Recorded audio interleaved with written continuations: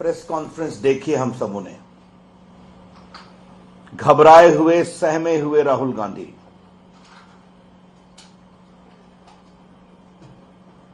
महंगाई और बेरोजगारी की चर्चा होती है तो चर्चा में आते नहीं, सदन में वॉकआउट कर जाते हैं। अभी निर्मला जी ने विस्तार से उत्तर दिया कि कोविड की समस्याओं के बावजूद भारत की आर्थिक व्यवस्था दुनिया के कई बड़े देशों की तुलना में अच्छी है, सबसे अधिक पूंजी निवेश हुआ है और दुनिया के बड़े बड़े संस्थाओं ने भी भारत के आर्थिक मैनेजमेंट की तारीफ की है। इसी महंगाई और कोविड के बावजूद 200 करोड़ फ्री वैक्सीन लगाया गया और बाकी 80 करोड़ लोगों को आज तक भोजन कराया जाता है। तो जब भी चर्चा होती है तो कांग्रेस पार्टी चर्चा करके भाग जाती है। साफ झूठ बोला राहुल गांधी ने। मैं आरोप जिम्मेदारी से लगा रहा हूं। अभी 2 दिन पहले जो सदन की चर्चा हुई उसमें कांग्रेस पार्टी के लोगों ने भाग लिया कि नहीं लिया? बड़े तीखे निम्न स्तर के आरोप लगाए कि नहीं लगाए? ये झूठ क्यों बोला राहुल गांधी ने कि उनको बोलने नहीं दिया जाता है? ये देश को बताना जरूरी है। तो महंगाई और बेरोजगारी एक बहाना है, सही कारण है ईडी को धमकाना, डराना और परिवार को बचाना। यह है पूरा मामला। मैं पुनः इसको कहूंगा, महंगाई और बेरोजगारी की चर्चा एक बहाना है, मूल रूप से ईडी को डराना, धमकाना और परिवार को बचाना है। राहुल गांधी जी, आपने लोकतंत्र पर आज बहुत ही शर्मनाक बात कही है, गैर जिम्मेदाराना बात कही है। राहुल गांधी को हम क्या कहें? उनकी दादी जी ने देश में इमरजेंसी लगाई थी। आज मीडिया पर भी बहुत हमला किया उन्होंने। इमरजेंसी में बड़े बड़े संपादकों को जेल में बंद किया गया था, सेंसर लगाया गया था। और राहुल गांधी, याद करिए, आपकी दादी जी ने कमिटेड जुडिशरी की बात की थी। कुछ याद है आपको? लोकतंत्र की नसीहत हमें देते हैं। पहले राहुल गांधी, आप एक सवाल का जवाब दीजिए, आपकी पार्टी में लोकतंत्र है क्या? I repeat, mister Rahul Gandhi, please reply to the straight question, do you practise democracy within your party? आपकी पार्टी में अच्छे नेता हैं, हम भी जानते हैं, लेकिन बस सोनिया जी, राहुल जी और प्रियंका जी, यही तो 3 कहानी है। आपकी अगुवाई में कांग्रेस पार्टी बार बार हारती है। कांग्रेस पार्टी को अगर जनता वोट नहीं देती है तो कृपया करके लोकतंत्र पर क्यों आप ठीकरा फोड़ते हैं Rahul Gandhi? Why you blame democracy when the people of India reject you with repeated regularity? अब इसके लिए हम कहां से जिम्मेवार है भाई? 19 के चुनाव में आपने हमारे लोकप्रिय प्रधानमंत्री पर क्या क्या नहीं कहा, जिन शब्दों को हम कह नहीं सकते। चौकीदार को लेकर उन्होंने क्या क्या शब्द नहीं कहा, देश ने रिजेक्ट कर दिया, आपको और कस के हरा दिया, हमें और बहुमत दे दिया। आपकी बहन गई उत्तर प्रदेश में, लड़की हूं, लड़ सकती हूं का नारा लेकर के, तो जनता ने आपको 1 सीट नहीं दिया। आप बंगाल गए, वहां आप साफ हो गए। तो राहुल जी, अगर आपकी बात जनता सुनती नहीं है तो आप हमें क्यों ब्लेम कर रहे हैं? ये खींच करना बंद करिए। सही सवाल यह है कि कांग्रेस का लोकतंत्र भ्रष्टाचार तंत्र था। democracy under Congress party had become an epitome of corruption. आज नरेंद्र मोदी की अगुवाई में सत्ता के गलियारों में बिचौलियों के लिए दरवाजे बंद हैं। डिफेंस डील में कोई कट नहीं होती। तो कांग्रेस पार्टी और उनका जो पूरा तंत्र है जो भ्रष्टाचार पर चलता रहा है वो परेशान है, और उसकी व्यथा राहुल गांधी की बातचीत में दिखाई पड़ती है। और राहुल गांधी ने कहा मैं सत्य बोलता हूं, बहुत कस के कहा हूं मैं। तो राहुल गांधी अगर आप इतना सत्य बोलते हैं तो एक बार देश को बता दीजिए आप बेल पर क्यों हैं। I repeat, if Rahul Gandhi was proudly claiming that he speaks truth and only truth, and Mr. Rahul Gandhi, please tell the nation, why are you on bail? And in what offense are you on bail? आज देश को बताना जरूरी है ये पूरा national Herald का मामला क्या है।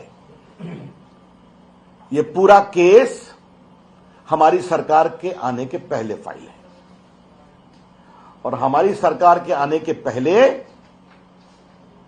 इस पर मजिस्ट्रेट के यहां कंप्लेंट हुआ, और कंप्लेंट होने के बाद उन्होंने कॉग्निजेंस लिया, और कॉग्निजेंस लेकर करके क्या आरोप लगा, 420 धोखाधड़ी, 120B षड्यंत्र, बाकी भी लगे। And the court found that this appears to be a clear case of cheating and conspiracy to grab public property. आज मैं देश को बताना चाहता हूं क्योंकि राहुल गांधी झूठ बोले, इस सच्चाई को नहीं बताए कि क्यों बेल पर हैं। नेशनल हेराल्ड एक पुराना अखबार था आजादी के आंदोलन का, नेहरू जी के समय का था, नहीं चल पाया।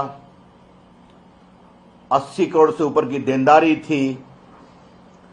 2010 में एसोसिएटेड जर्नल जो अखबार निकालता था उसने इस पूरे को यंग इंडिया को शेयर दे दिया। सिर्फ 5 लाख रुपए जमा किए गए थे, याद करिए, जिसमें ये यंग इंडिया बनी थी। यंग इंडिया के डायरेक्टर्स कौन थे? सोनिया जी 38%, राहुल गांधी 38%, और बाकी मोतीलाल जी और ऑस्कर फर्नांडिस जो अब नहीं रहे दुनिया में। इन्होंने मात्र 50 लाख रुपया दिया कांग्रेस पार्टी को, नेशनल हेराल्ड को, और कांग्रेस पार्टी ने 80 करोड़ का लोन माफ कर दिया। वो 50 लाख रुपये भी मीडिया में चर्चा है, हवाला से आए। तो अर्थात मात्र 5 लाख रुपये लगाकर 5000 करोड़ की नेशनल हेराल्ड की संपत्ति दिल्ली में, मुंबई में, लखनऊ में, पटना में, मोहाली में, सब इस फैमिली कंट्रोल ट्रस्ट में आ गई। यही तो कहानी है। क्या सच्चाई नहीं कि राहुल गांधी और सोनिया जी दिल्ली हाईकोर्ट में क्वेश्चनिंग के लिए गए, वहां रिजेक्ट हो गया, सुप्रीम कोर्ट गए, वहां रिजेक्ट हो गया, तो बेल लेना पड़ा। बाद में इनकम टैक्स की कार्रवाई हुई, उसमें भी वो हारे, ट्राइब्यूनल में गए, उसमें भी हारे, टैक्स लगा।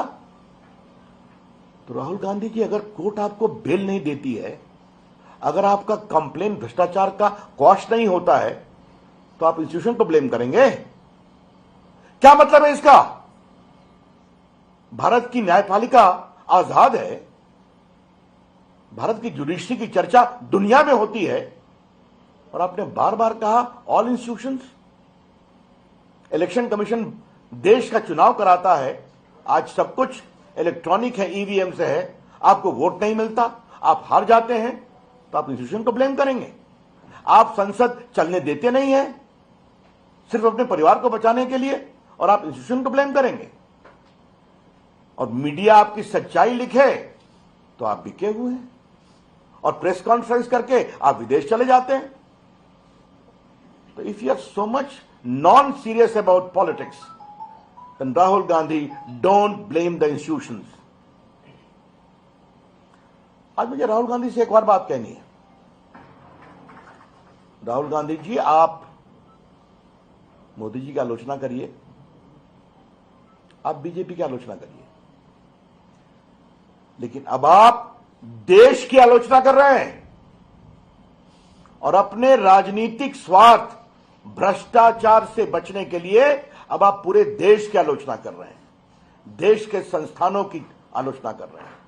Mister Rahul Gandhi, stop demeaning the institutions of India to safeguard your own corruption and misdeeds. आप राहुल गांधी इंस्टीट्यूशन की बात करते हैं,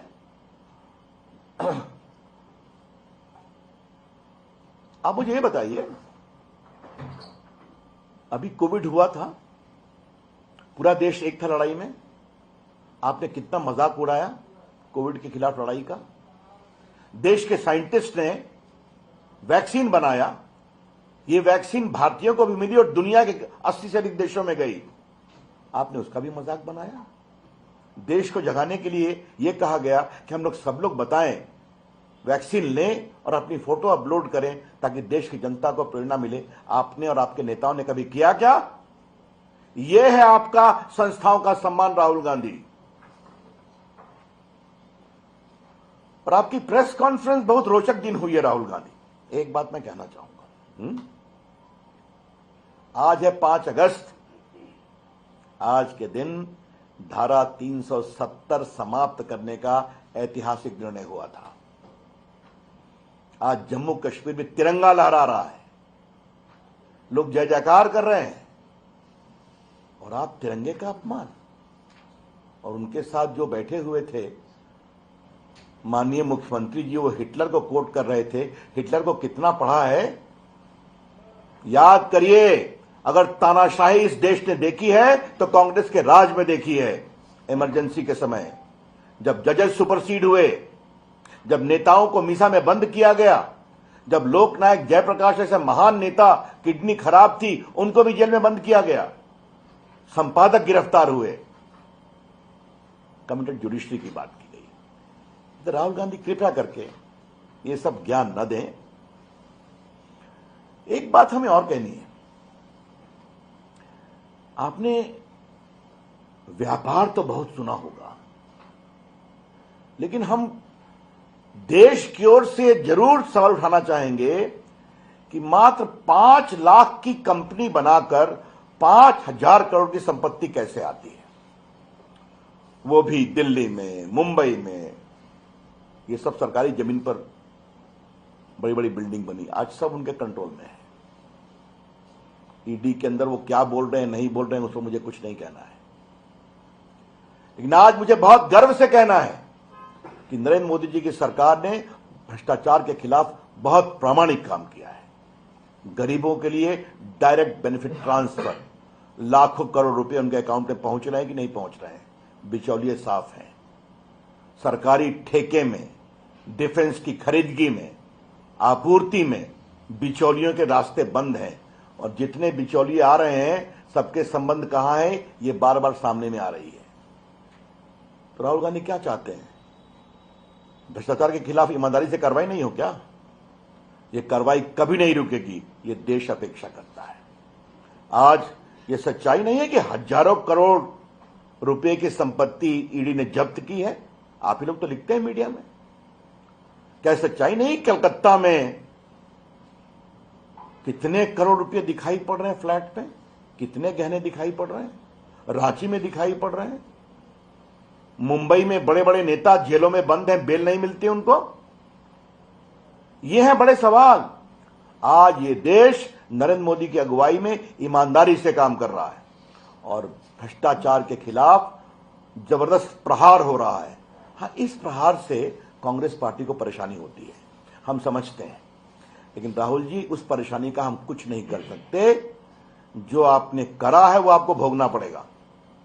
अगर 5 लाख रुपए की संपत्ति लगाकर, हवाला के माध्यम से पैसा लेकर 5,000 करोड़ की संपत्ति अगर आपके पास आती है तो आपको इसका जवाब देना पड़ेगा, ट्रायल फेस करना पड़ेगा, ईडी के सवालों का जवाब देना पड़ेगा। एक और बात मुझे कहनी है, और जिसका मुझे बहुत दुख लगा है। राहुल गांधी ने आज स्टार्टअप का मजाक उड़ाया है। राहुल गांधी जी, आईटी को आप समझते हैं क्या? अरे बात मैं बहुत गंभीरता से पूछ रहा हूं। राहुल गांधी जी स्वयं कितना अध्ययन करते हैं इस पर हम चर्चा कर सकते हैं, लेकिन क्या उनको सही जानकारी मिलती है क्या कि भारत का स्टार्टअप मूवमेंट आज दुनिया का तीसरा चौथा नंबर पहुंच गया है कुछ वर्षों में? राहुल गांधी, आपको पता है क्या कि भारत के स्टार्टअप मूवमेंट में 100 स्टार्टअप यूनिकॉर्न हो गए हैं? ये नौजवान बच्चे हैं। राहुल गांधी, यूनिकॉर्न का मतलब आप समझते हैं? यूनिकॉर्न का मतलब होता है $1 बिलियन रेवेन्यू, 7,000 करोड़। और ये 25-30 साल के बच्चे नरेंद्र मोदी की अगुवाई में, प्रोत्साहन से आज दुनिया में भारत का परचम लहरा रहे हैं। राहुल गांधी जी, आपको पता है कि आज दुनिया की तमाम आईटी कंपनियों के सीईओ भारतीय हैं, अधिकांश के? राहुल गांधी जी, आपको पता है कि आज इंडियन आईटी इंडस्ट्री का आदर पूरी दुनिया में होता है? आज आपको पता है कि किस तरह से digital India, digital payment, direct benefit transfer, Covid के समय जिस तरह से 200 करोड़ लोगों को वैक्सीन दी गई और उसकी पूरी सूचना मोबाइल पर अवेलेबल थी डिजिटल माध्यम से, ये कुछ जानने की कोशिश की है आपने और आपने स्टार्टअप पर मजाक कर दिया। ये बहुत दुर्भाग्यपूर्ण है और इसकी मैं भर्त्सना करता हूं। बेरोजगारी की दिशा में भी बहुत काम हो रहे हैं। सड़कें बनती हैं तो नौकरी मिलती है कि नहीं? अगर हर गांव में बिजली जाती है तो नौकरी मिलती है कि नहीं? अगर आज भारत में पूंजी निवेश हो रहा है मैन्युफैक्चरिंग में, मोबाइल 2 से 270 हो गया, आज बड़ी बड़ी कंपनियां फॉक्सकॉन, पेगाट्रॉन, विस्ट्रॉन भारत में मोबाइल बना रही हैं, तो उसमें नौकरी मिलती है कि नहीं मिलती है? आप मुझे बताइए। तो आज मैन्युफैक्चरिंग बढ़ रही है, बाकी बढ़ रही है, नौकरी मिल रही है। हां, कोविड से कठिनाई आई है, लेकिन भारत के अंदर की ताकत मजबूत है, उसको हम ठीक करेंगे। तो आज का राहुल गांधी का पूरा प्रेस कॉन्फ्रेंस, और एक रोचक बात मैं कहूंगा, इसमें भी प्रेस को वो अकेले हैंडल करने की हिम्मत नहीं दिखा सके। एक मुख्यमंत्री जो उनसे पहले बोलने लगे, अभी उनका अंदरूनी विषय है।